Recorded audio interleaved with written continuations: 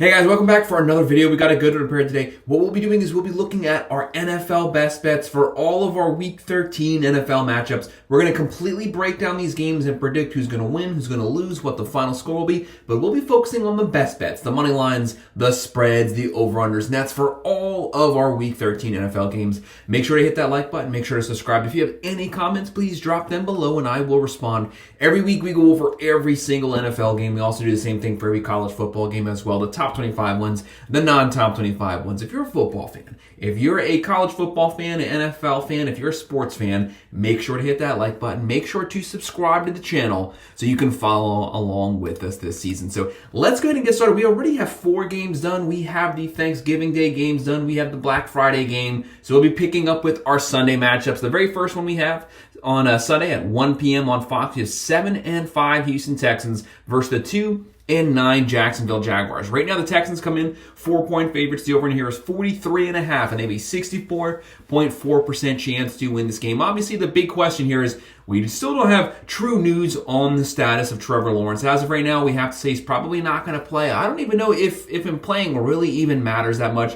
The guy's been banged up. It has not been a good year for the Jacksonville Jaguars, especially on defense. For Houston, Nico Collins is back. They're still short Diggs, but they got to get the passing offense going. They're riding a little bit of a losing streak right now, but with Collins back, he's a top 3 wide receiver. Right now, Stroud closing in on 2,900 yards, 14 touchdowns, 9 picks. They're averaging 23.8. They're giving up 22.3, but Jacksonville just having so many issues consistently moving the ball. They're averaging 18.9, giving up 28.7. That's a bottom 3 defense in the NFL. They give up almost 280 passing yards per game. The Texans are licking their chops, looking at the possibility of being able to throw on the Jacksonville Jaguars. They have Mixon. They have a fully healthy Collins stretching the field. And for Jacksonville, they don't have a bad young wide receiver core, but they got to get the quarterback situation sorted out this season. Even if it's Trevor Lawrence, he's been plagued by turnovers, but he's probably not going to play this Sunday. We have Houston winning this one 27-17, covering the spread, and we're going with the over. And the next game we're looking at Fox at 1 p.m. We have the 6-5 Arizona Cardinals. They want to get that momentum going. They want to get back in the win column, playing the 9-2 Minnesota Vikings. The Vikings have been cruising this season. Sam Darnold having a great season right now. Right now, the Cardinals are going to be the underdogs. The Cardinals are a very flippant team. They play a good game, they play a bad game. They played a bad game this past weekend, so they are due to have a very good offensive performance. But right now, the Vikings, 3.5-point favorites. The over in here is 44.5. This is a game that I could honestly see going either way. The Vikings have a 58.8% chance to win this game. Kyler Murray, it's what he can do with his legs, extending plays, scrambling for first downs, but he's always keeping his eye looking down the field. He's closing on 2,400 yards, 12 touchdowns, 4 picks. He also has 4 rushing touchdowns. And then Sam Darnold closing on 2,800 yards, 21 touchdowns, 10 picks. He just has to play a clean, non-turnover game right now. The Cardinals are averaging 22.2. They're giving up 21.7. Their pass rush is much improved over last season. And for Minnesota, one of the best all-around teams. They're averaging 24.9, throwing for 234, running for 117, only giving up 17.9 points a game. That's a top 5 statistical defense. They only give up 74.7 on the ground.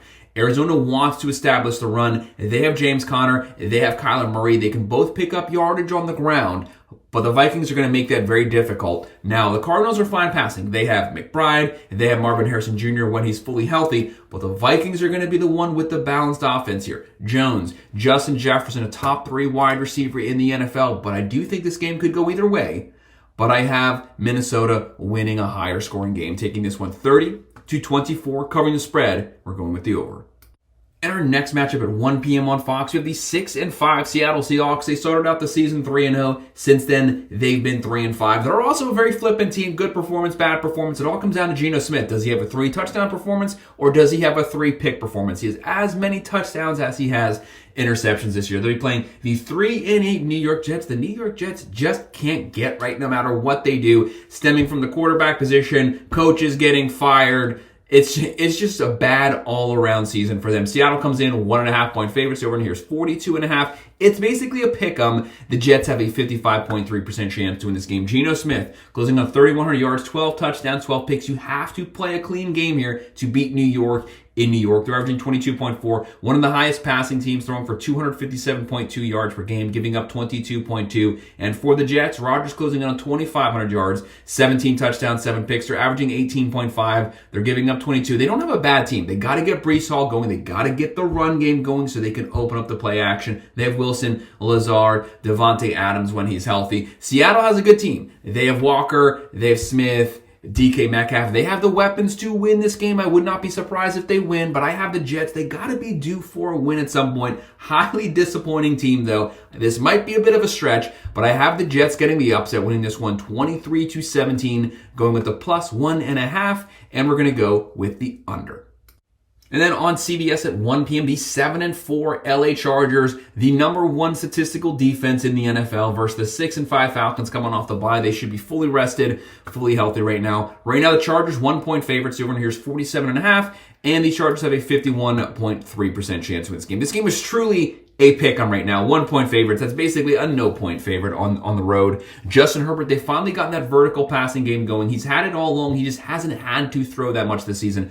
Right now, he's closing in on 2,500 yards, 13 touchdowns, only 1 pick. Kirk Cousins in that loaded offensive roster. He's closing in on 2,900 yards, 17 touchdowns, 9 picks. The Chargers average 22.1. They're only giving up 15.9 points a game. That is the number 1 defense in the NFL. This is a hardball team. They play special teams, they play elite defense, and they run the ball. For the Falcons, they're averaging 22.2, throwing for 243.6 per game, giving up 24.9. They do have holes on their defense, but their offense is loaded. Cousins, Bijan Robinson, Algiers, Mooney, London, Pitts. They have weapons at quarterback, running back, wide receiver, tight end. Very loaded roster here, but the Chargers are going to try to make life difficult. They're going to get aggressive on that D-line. They're going to try to shut down the run game, force Cousins into beating them solely on a passing game, and try to see if they can try to pick him off. They have Dobbins, although Dobbins is banged up right now. Right now, that could be the difference maker, and they have Ladd McConkey, who's really stepped up the last few games. Guys, in my video earlier this week, I had the Chargers winning this one, but I think with the J.K. Dobbins injury news, he's not playing Sunday, I've ultimately gone with the Falcons. I have them winning this one 27-23. I'm going with the +1, and we're going with the over. And then at 1 p.m. on CBS, the 8-3 Pittsburgh Steelers versus the 4-7 Cincinnati Bengals. Right now, the Bengals 3-point favorites. The over-under here is 47.5. They have a 50.8% chance to win this game. This game's going to be really close. This is straight up defense versus offense. Whose strength is going to win? I don't fully trust Russell Wilson, but the Steelers are averaging 22.9 and elite top 3 defense, giving up 16.9 points per game. We know every possession with the Steelers, whether they win or lose, is always a 1-possession game. And for Cincinnati, they can score some points. Burrow closing on 3,300 yards, 27 touchdowns, 4 picks. They're averaging 27 points a game. They're throwing for 262.7 yards per game. They're giving up 26.9. They have a atrocious defense, but they have some playmakers. Brown, Chase, Higgins, when they're healthy, a great wide receiver core. And on the other side, expect a steady dose of Harris. They have Pickens for those third down situations. But I'm going to go with the Bengals having just enough offense to pull away with this one. They win it 24-20. We have them covering the spread. We're going with the under.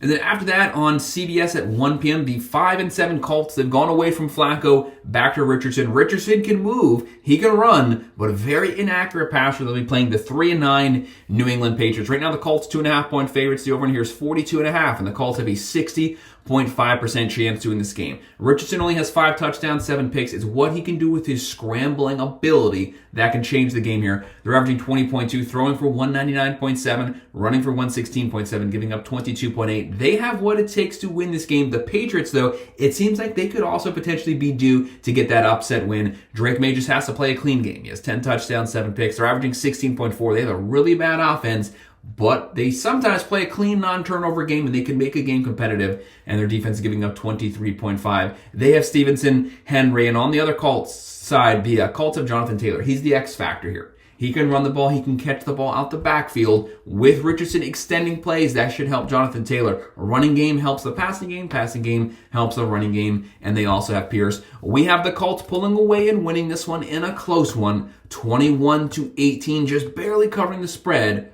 But we're going to go with the under. And then at 1 p.m. on CBS, the 3-8 Tennessee Titans versus the 7-5 Washington Commanders. Right now, Washington 5.5-point favorites. Over here is 44.5. They have a 26.4% chance to win this game. Washington needs to get things back on track, especially with the offense. They've been sputtering the last few games. Tennessee's been pretty competitive for the last few games here, so they could potentially get that upset. Whether it's Levis, Rudolph, they still struggle to get first downs, but the defense isn't bad. Right now, they're averaging 18.4 points a game. They're giving up 26.4, but they're only giving up about 270 yards on their defense. So what's happening is the offense is turning the ball over on their own side of the field. They have to play a clean, non-turnover game because Washington has a top 5 offense. They're averaging 27.8, throwing for 223, running for 148, giving up 23.1. They have Jaden Daniels. Someone else has to step up in the running game to take some pressure off of Jaden Daniels. They have Terry, and on the other side they have Pollard. Ridley. Pollard actually having a pretty decent season so far. But we have Washington getting that offense clicking early, getting things back on track, doing just enough to get out of the loss column. They win this one 27-20. They cover the spread. We're going with the over. And then on Fox at 4:05 p.m., we have the 5-6 Tampa Bay Buccaneers. They got that win this past weekend. They'll be playing the 3-8 Carolina Panthers. Hey, newsflash, the Carolina Panthers finally aren't the worst team in the NFL, playing really good football since Bryce Young came back as the starter. He's actually looking pretty decent. They have Chuba Hubbard. Chuba Hubbard, even though you know he's going to run and he's still continuing to pick up his yards. The Bucs are 6-point favorites. The over here is 46.5. They have a 69.1% chance to win this game. Baker Mayfield, he lost Godwin. He was leading the NFL in receptions, but he got Mike Evans back. Do not underestimate that. Mike Evans is a legitimate wide receiver number 1. He's your veteran, and Baker Mayfield picking up where he left off last season, having a great year, closing in on 2,800 yards, 24 touchdowns, 9 picks. They're averaging 28.1. That's a top 5 offense. They throw for 242. They run for 128. They're giving up 24.6. They do have deficiencies on their defense, but their offense scores just enough points to keep them at 500. And for the Panthers, they're averaging 17.6. They have the worst defense in the NFL. They're averaging 30.9 points a game. But as the offense continues to do better, continues to up the time of possession, that's going to take some pressure off of the defense. Their primary weapon, Chuba Hubbard, having a great season. And on the other side, they have Irving. They have Evans back on the field. I have the Buccaneers, that offense continuing to click here. They win this one 33-23, a higher scoring game. I have them covering the spread. We're going to go with the over.